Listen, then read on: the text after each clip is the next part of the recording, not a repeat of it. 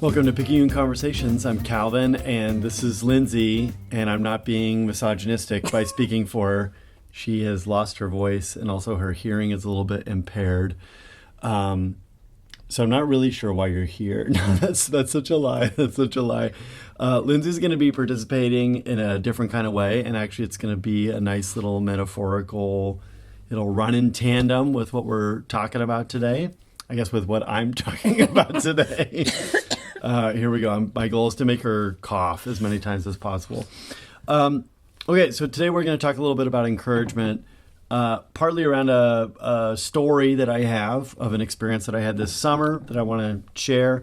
But also I want us just to kind of start by talking a little bit about silence and how silence can be really uncomfortable. And I think particularly for people who are helpers, therapists, I'm looking at you, we can get uncomfortable with silence because it's like we get this anxiety when things are quiet, and then we rush in like, oh my God, I have to say something.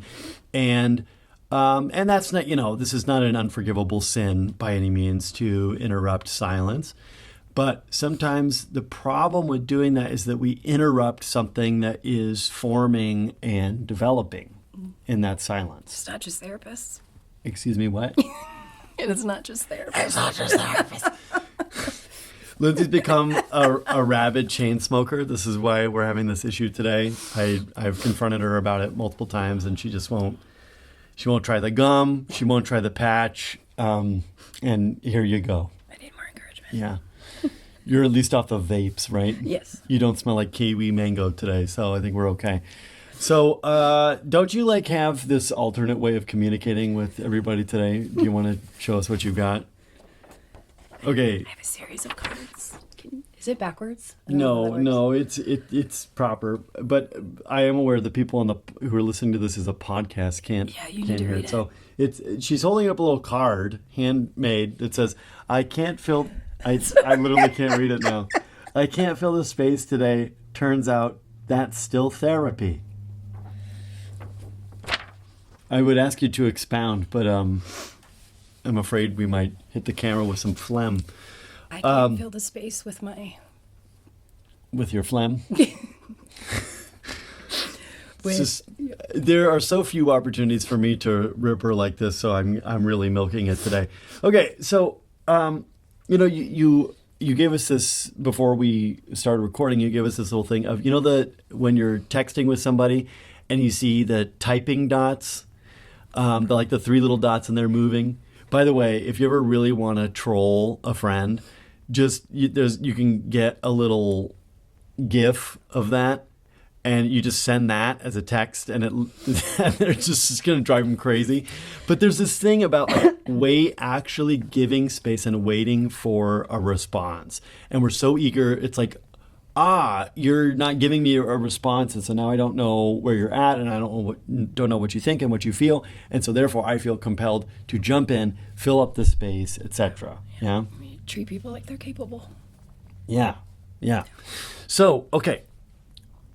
In running in tandem with this, I want to share this story from this summer. Okay, so this summer I'm with my family, and we're at this really, really cool state park in West Texas.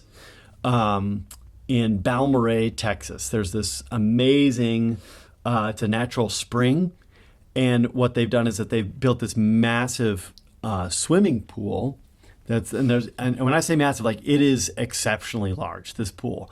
And there's a, kind of a deep area where there's, there's diving boards and all this kind of stuff, and a shallow area. It's very, very fun. There's catfish swimming around in the pool. It's quite a thing. It's also Instagram famous now, which is kind of a bummer, but it's still cool. I can confirm it's still cool. So we're there. I'm there. My kids are there, and I'm waiting to go off this little diving board.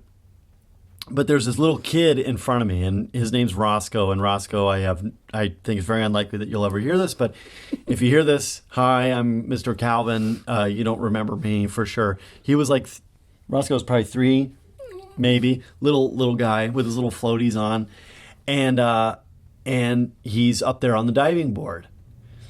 And so he's, kind of waddling out there, but it's, it's a little scary because the water's deep and the diving board this was not a high dive, but it's a little, it's a little bit of a jump into the water.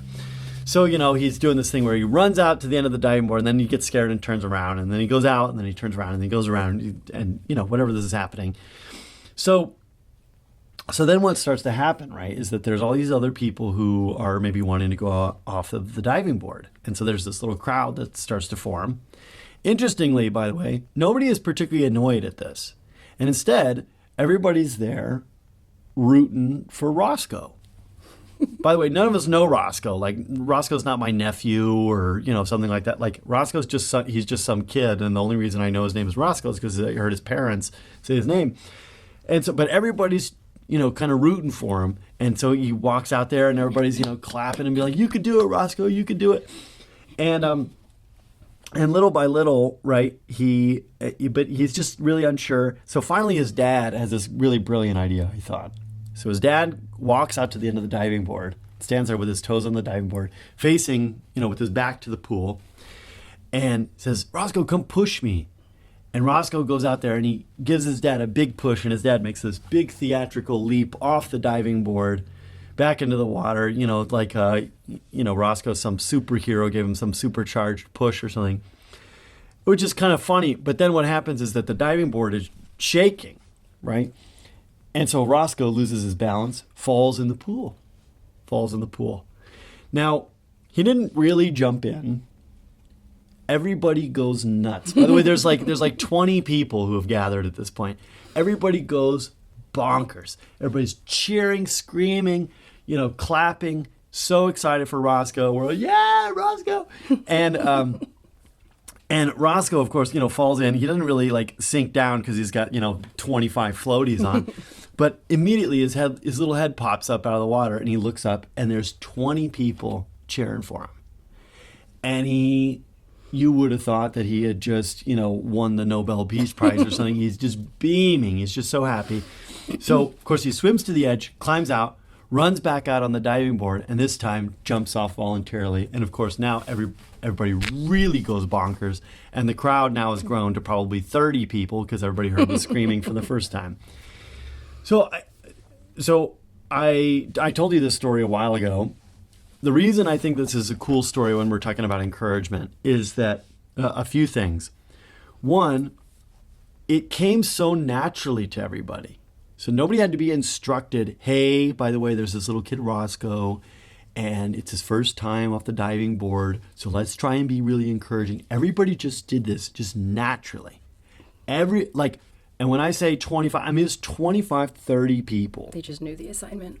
Everybody just showed up and did what they were supposed to do, which is you cheer, you give lots of encouragement, you let him know that he can do it, and you give him lots of smiling faces to look up at after he does something courageous, even if it's just falling off the end of the diving board.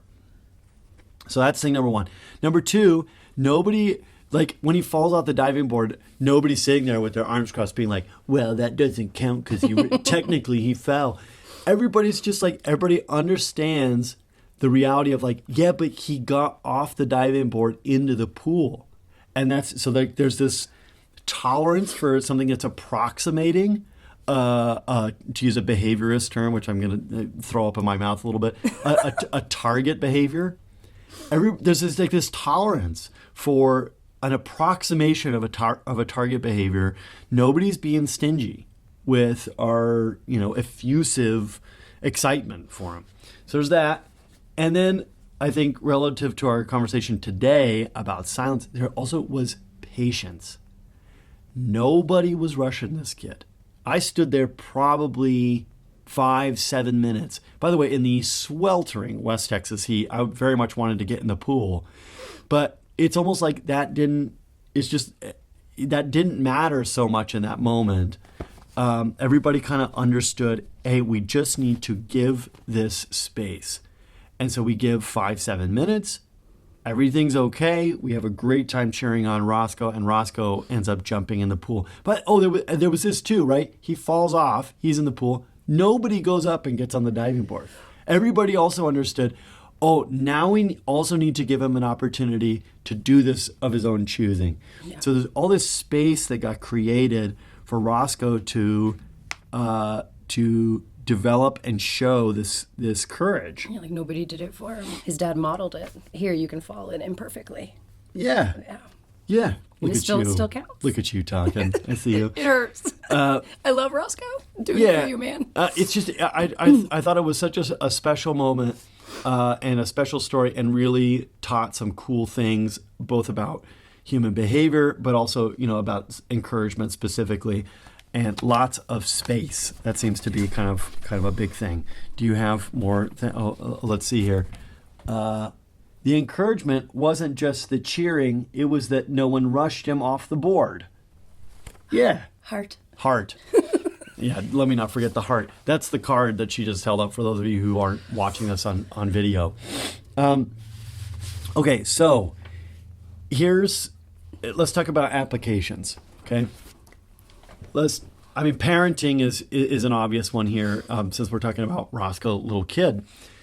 So much of what parents need to do, and hear me when I say this, parent, so much of what you need to do is nothing.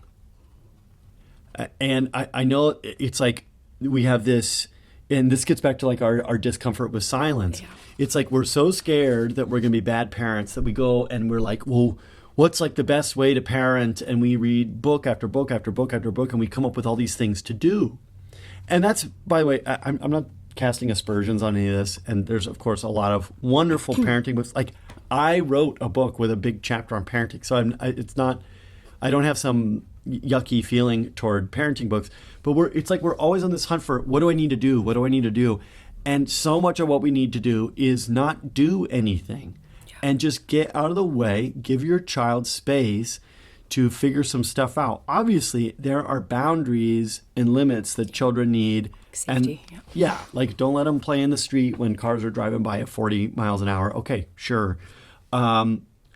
Don't let them stay up till, midnight eating Snickers bars or something, on a school night. But this is kind of, you do hear like how absurd these examples are. Like, that's the obvious stuff that you're going to do kind of whether I tell you to do it or not, probably. Hopefully. But so many mistakes that the parents that I see, and the mistakes that I've made as a parent, it's that we're doing too much. You get involved when you don't need to be involved. It's disrespectful. My daughter's over here trying to bake cookies, and I'm like, oh, no, don't scoop the flour that way, which is like, who cares how she scoops the flour? It's not that big a deal. She does a great job cleaning up after herself, whatever. There's an analog here, okay? Sometimes the typing dots in parenting are, oh my God, what am I supposed to do? What am I supposed to do? What am I supposed to do? And maybe it's just, you just need to tolerate the anxiety of not doing anything for a little while. Same with therapists. Beautifully said for therapists. Copy and paste. Okay, yeah. Therapists. Talk about some people, and we say this as therapists, talk about some people who are so eager to help that you just want to jump in. And, maybe it's not parenting books, but it's like, oh, give me 8,000 interventions. And, what's the treatment modality I need to use? How about this as a treatment modality? Shut up. Just sit there in silence with your client for a little bit and allow them to stew a little. And of course, there is a time and a place where we have to say things. And I'm not anti-counseling interventions, but sometimes we just need to allow our clients a little bit of time to sort something out for themselves, to sit in a feeling without it being resolved, without us rushing in with the, cognitive disputation that's, more positive and feel good for them. Well, we can just allow them to sit in whatever they're feeling and courageously sort out for themselves what they're going to do about that feeling.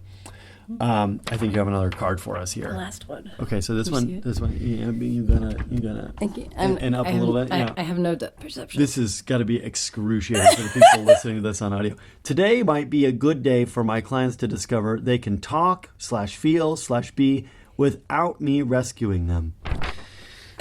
It could be. And I have a feeling that your clients might have some opportunities for that today. A little bit. I got to take care of myself too. I have to model self-respect. That's right. That's right. We're going to start by quitting the cigarettes, right? I gotta stop. Gotta stop. Sorry, tobacco industry. Okay, so that's our little chit chat about encouragement today. We hope this has been helpful for you. Big takeaways would be this: make space for courage to develop. Courage is often developed when people who want to help and want to encourage, when they do nothing, other than be patient and maybe cheer when some things happen. And Roscoe, if you're out there, hope you're doing well.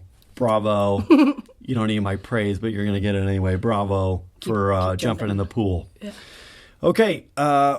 We will see y'all next time. Stay tuned for more episodes. Hopefully, Lindsay will be able to speak next time. Also, I'm going to do this even though it hurts. His book is The Cooperative Family. You can get it pretty much anywhere, but just look it up. The Cooperative Family, the book that you mentioned, that you wrote. Yeah. I can do the shout-outs. It'll tell you a bunch of stuff to do that maybe you need not to do. Yeah. There you go. Read it, but don't listen to it. Is that the takeaway? Wow, this is the strangest book promo I've ever engaged in, but You're welcome. But I appreciate the name drop. So we will talk to you all soon. Be well. We'll see you next time.